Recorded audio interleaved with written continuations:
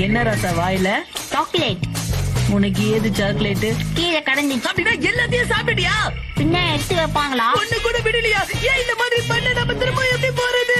நீ திருந்தவே மாட்டியா? சொல்லு. உனக்கு காது கேட்கலையா? பசிக்குதுன்னு இப்ப நான் சீரியஸா தானே சொல்லிட்டு இருக்கேன். காமெடி பண்றாங்களா? பிச்சு போடுவேன்.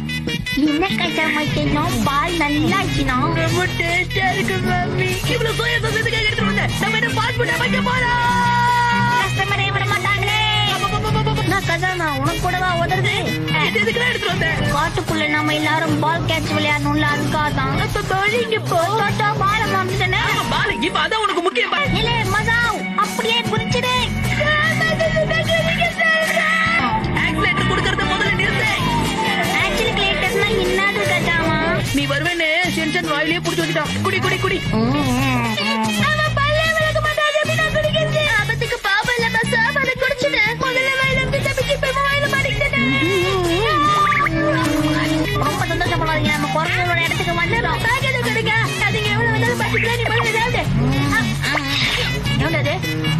அச்சோ